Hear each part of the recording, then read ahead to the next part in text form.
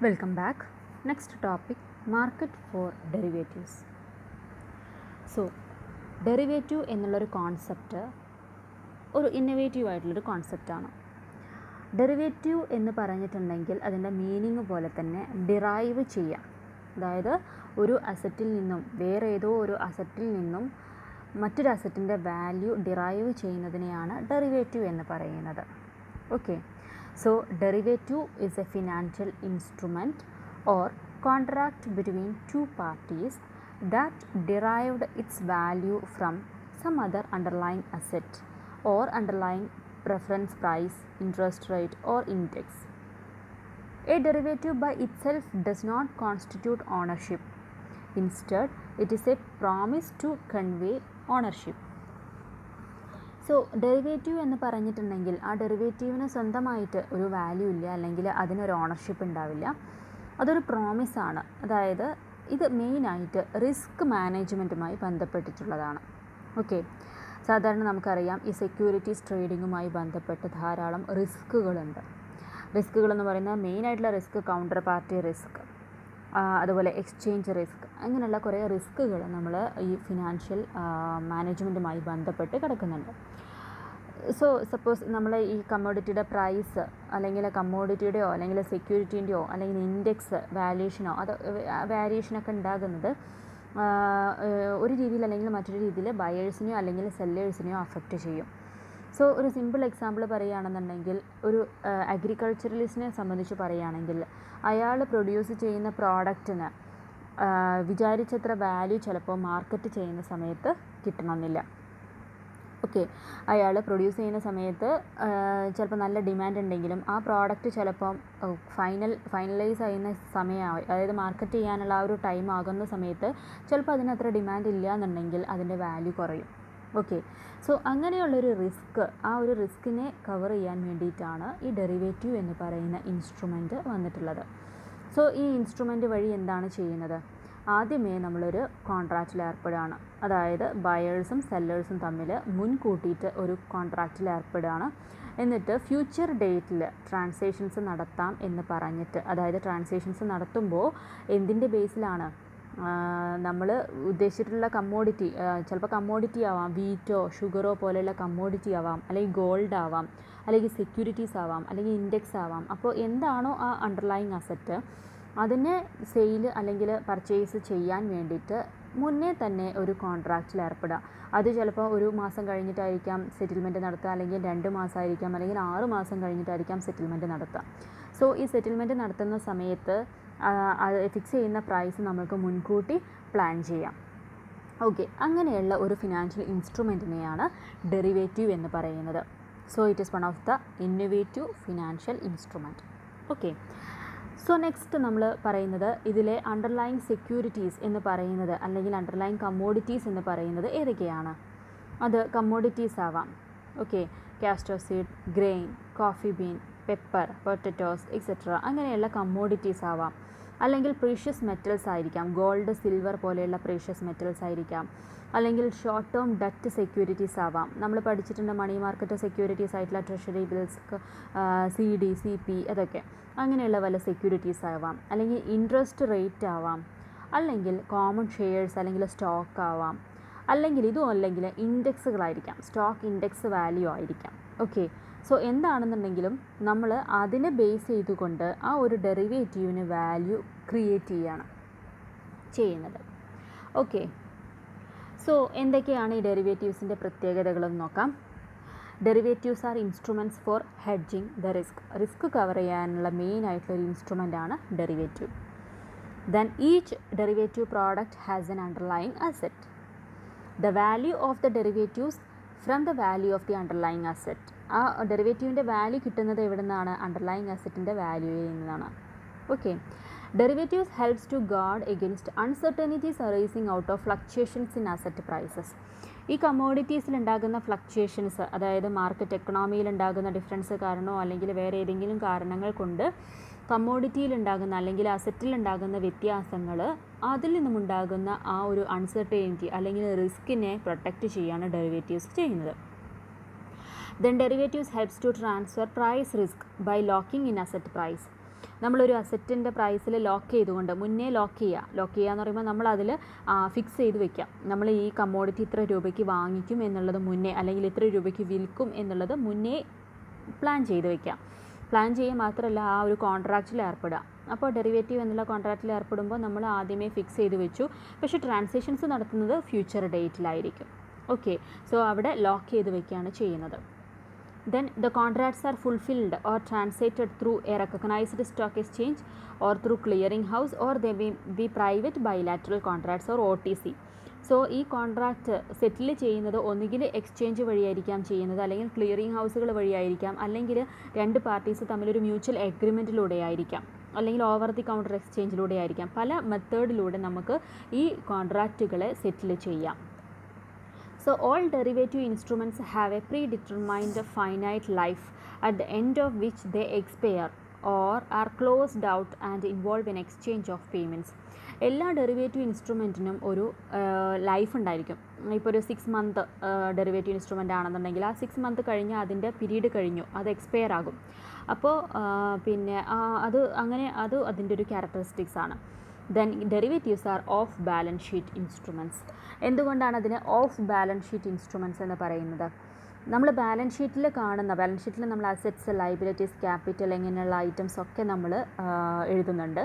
So പക്ഷേ ഈ balance ഷീറ്റിൻ്റെ ഉള്ളിൽ ഒരിക്കലും ഈ ഡെറിവേറ്റീവ് എന്നുള്ള ഐറ്റം വരില്ല. ഈ ഡെറിവേറ്റീവ് എപ്പോഴും ഓഫ് ബാലൻസ് ഷീറ്റ്, അതായത് പുറത്താണ് അതിൻ്റെ ഡീറ്റെയിൽസ് കാണിക്കുക. ഓക്കെ, നമ്മൾ കണ്ടിജൻ്റ് അസറ്റും കണ്ടിജൻ്റ് ലൈബിലിറ്റീസും ഒക്കെ കാണിക്കുന്നത് പോലെ ഡെറിവേറ്റീവ് ഒരു ഓഫ് ബാലൻസ് ഷീറ്റ് ഇൻസ്ട്രുമെൻ്റ് ആണ്. സോ നമുക്ക് ഡെറിവേറ്റീവ്സിൽ ഇവിടെ പ്രധാനപ്പെട്ട ഡെറിവേറ്റീവ്സിൻ്റെ 4 കാറ്റഗറീസിനെ കുറിച്ച് മാത്രമാണ് പറയാനുള്ളത്. ഡെറിവേറ്റീവ് എന്നുള്ള സബ്ജക്റ്റ് നമ്മൾ നെക്സ്റ്റ് സെമസ്റ്ററിൽ ഡീറ്റെയിൽ ആയിട്ട് പഠിക്കുന്നുണ്ട്. സോ നമുക്ക് ഇവിടെ ആ 4 ഡെറിവേറ്റീവ് ഇൻസ്ട്രുമെൻസുകൾ ഏതൊക്കെയാണെന്നുള്ളതാണ് പറയുന്നത്. അതിൽ ഫസ്റ്റ് വൺ ഫോർവേഡ് എന്ന് പറഞ്ഞിട്ടുണ്ടെങ്കിൽ it is a customised contract എന്ന് പറയുമ്പോൾ രണ്ട് പാർട്ടീസ് തമ്മിൽ അവർ പേഴ്സണലി ഒരു കോൺട്രാക്റ്റിൽ ഏർപ്പെടുകയാണെന്നുണ്ടെങ്കിൽ അതിനെയാണ് ഫോർവേഡ് എന്ന് പറയുന്നത്. So where the settlement take place on a specific date in the future at today's pre agreed price. നമ്മൾ ഇന്ന് ഫിക്സ് ചെയ്തിട്ടുള്ള ഈ പ്രൈസിൽ ഫ്യൂച്ചർ ഡേറ്റിലാണ് ട്രാൻസാക്ഷൻസ് നടത്തുക. പക്ഷേ ട്രാൻസാക്ഷൻസ് നടത്തുന്നത് എപ്പോൾ, എങ്ങനെ, എവിടെ വെച്ച് എന്നുള്ള കാര്യങ്ങളൊക്കെ ഡിസൈഡ് ചെയ്യുന്നത് ആരാണ്? ഈ രണ്ട് പാർട്ടീസ് തമ്മിൽ മ്യൂച്വലി എഗ്രിമെൻറ്റിൽ ഏർപ്പെട്ടിട്ടാണ്. ഓക്കെ, അതാണ് ഫോർവേഡ് എന്ന് പറയുന്നത്. ദെൻ നെക്സ്റ്റ് വൺ ഫ്യൂച്ചർ എന്ന് പറയുന്നത് വന്നത് ഫോർവേഡിൻ്റെ ലിമിറ്റേഷനിൽ നിന്നാണ്. ഫോർവേഡ് എന്ന് പറഞ്ഞാൽ നമ്മൾ പറഞ്ഞു രണ്ട് പാർട്ടീസ് തമ്മിലുള്ള ഒരു ബൈലാറ്ററൽ കോൺട്രാക്റ്റാണ്. അപ്പോൾ അവിടെ പ്രശ്നം വരെ എപ്പോഴാണ്?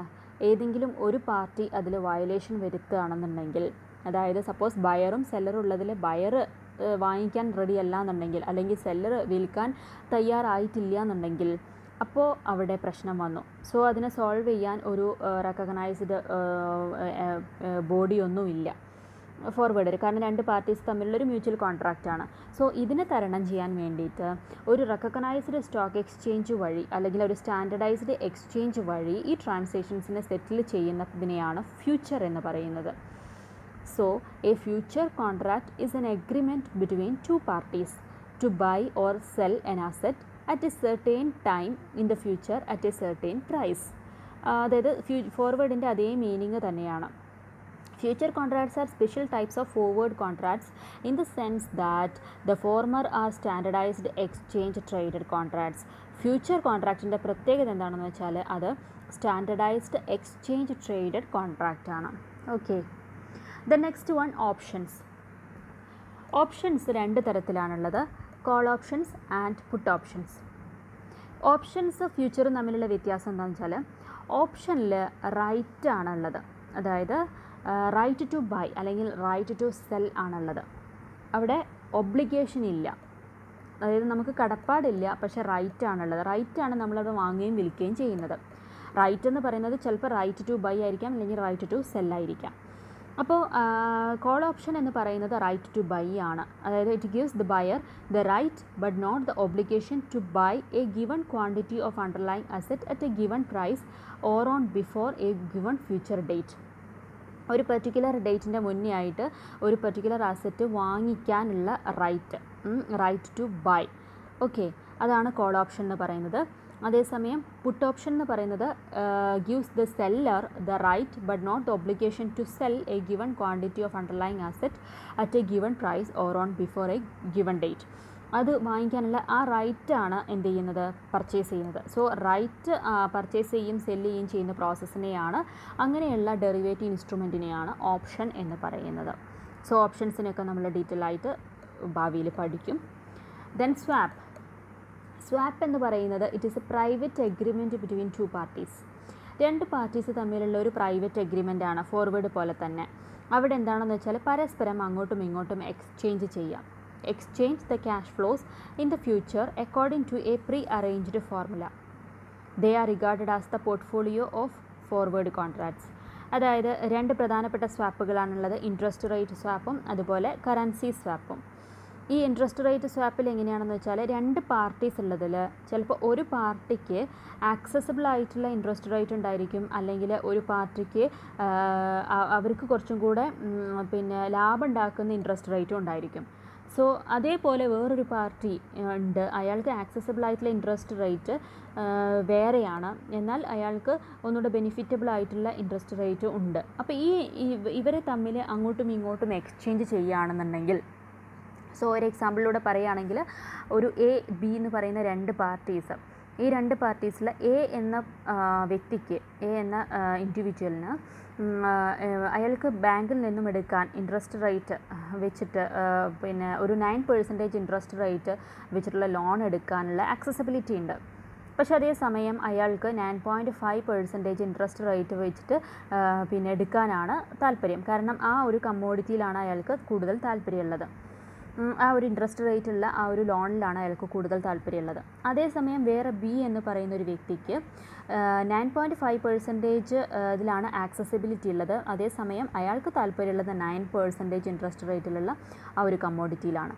അങ്ങനെയാണെങ്കിൽ ഈ എയും ബിയും മ്യൂച്വലി, അതായത് ഒരാൾക്ക് ആക്സസിബിലിറ്റി ഉള്ളതും എന്നാൽ അയാൾക്ക് എടുക്കാൻ താല്പര്യമുള്ളതും മറ്റേ ആൾക്ക് അതേപോലെ ആക്സസിബിലിറ്റി ഉള്ളതും എടുക്കാൻ താല്പര്യമുള്ളതും തമ്മിൽ മ്യൂച്വലി അങ്ങോട്ടും ഇങ്ങോട്ടും എക്സ്ചേഞ്ച് ചെയ്യുന്നു. അതിനെയാണ് ഇൻട്രസ്റ്റ് റേറ്റ് സ്വാപ്പ് എന്ന് പറയുന്നത്. അതേപോലെ തന്നെ കറൻസി സ്വാപ്പിലും സംഭവിക്കുന്നത്. കറൻസി സ്വാപ്പിൽ എന്ന് പറയുമ്പോൾ ഇൻട്രസ്റ്റ് റേറ്റും കൂടെ വരും പ്രിൻസിപ്പൽ എമൗണ്ടിൻ്റെ കൂടെ. അതിൽ കറൻസികൾ തമ്മിലാണ്. ഇപ്പോൾ ഒരാൾക്ക് ഇപ്പോൾ US ഡോളർ ആയിരിക്കും അയാൾക്ക് ഏറ്റവും എളുപ്പത്തിൽ കിട്ടാൻ പറ്റുന്നത്, അതേസമയം അയാൾക്ക് ഇന്ത്യൻ റുപ്പീസിലായിരിക്കും ട്രാൻസാക്ഷൻസ് നടത്തേണ്ടി വരുന്നത്. അതേസമയം വേറൊരു വ്യക്തിക്ക് ഇന്ത്യൻ റുപ്പി ആയിരിക്കും ആക്സസിബിലിറ്റി ഉള്ളത്, പക്ഷേ അയാൾക്ക് ട്രാൻസാക്ഷൻ നടത്തേണ്ടത് US ഡോളറിലാണ്. അങ്ങനെയാണെങ്കിൽ ഇത് തമ്മിൽ മ്യൂച്വലി അങ്ങോട്ടും ഇങ്ങോട്ടും എക്സ്ചേഞ്ച് ചെയ്യുന്നു. സോ അങ്ങനെയുള്ള ഒരു ഡെറിവേറ്റീവ് ഇൻസ്ട്രുമെൻറ്റിനെയാണ് സ്വാപ്പ് എന്ന് പറയുന്നത്. So forward, futures, options and swap, these are the 4 important categories of derivative instruments. Next, derivative markets. So ഈ ഡെറിവേറ്റീവ്സ് ട്രേഡിംഗ് നടത്തുന്ന രണ്ട് പ്രധാനപ്പെട്ട മാർക്കറ്റ്സ് ആണുള്ളത്. ഒന്ന് ഓവർ ദി കൗണ്ടർ ഡെറിവേറ്റീവ്സും മറ്റേത് എക്സ്ചേഞ്ച് ട്രേഡഡ് ഡെറിവേറ്റീവ്സും. ഓവർ ദ കൗണ്ടറാണ് നമ്മളിപ്പോൾ പറഞ്ഞിട്ടുള്ള ഫോർവേഡും സ്വാപ്പൊക്കെ. അതായത് പ്രൈവറ്റ്ലി നെഗോഷിയേറ്റഡ് ഡെറിവേറ്റീവ് കോൺട്രാക്ട്സിനെയാണ് ഓവർ ദ കൗണ്ടർ കോൺട്രാക്ട്സ് എന്ന് പറയുന്നത്. So these contracts are traded outside the exchange, consenting parties with matching needs that are known to each other. They are normally settled by delivery of an underlying asset. നമ്മളിപ്പോൾ പറഞ്ഞ forward കോൺട്രാക്ട്സിലാണെങ്കിലും സ്വാപ്പിലാണെങ്കിലും രണ്ട് parties mutually എഗ്രിമെൻറ്റിൽ എത്തിയിട്ട് അവർ transactions നടത്തുകയാണ് ചെയ്യുന്നത്. So അത് എക്സ്ചേഞ്ചിന് പുറത്താണ് transactions നടക്കുന്നത്.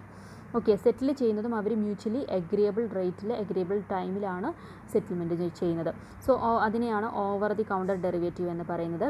അതേസമയം എക്സ്ചേഞ്ച് ട്രേഡ് ഡെറിവേറ്റീവ് എന്ന് പറയുന്നത് എക്സ്ചേഞ്ചിലൂടെ ഒരു റെക്കഗ്നൈസ്ഡ് സ്റ്റോക്ക് എക്സ്ചേഞ്ച് വഴി ട്രാൻസാക്ഷൻസ് നടത്തുന്ന, അതായത് ബയേഴ്സിനെയും സെല്ലേഴ്സിനെയും അവരെ പരസ്പരം കണക്ട് ചെയ്യിക്കുക എന്നുള്ളത് ഒരു തേർഡ് പാർട്ടി വഴി ചെയ്തിട്ട് അങ്ങനെ നടത്തുന്ന ഡെറിവേറ്റീവ് എക്സ്ചേഞ്ചിനെയാണ് എക്സ്ചേഞ്ച് ട്രേഡ് ഡെറിവേറ്റീവ്സ് എന്ന് പറയുന്നത്. Okay, so these are about derivative market.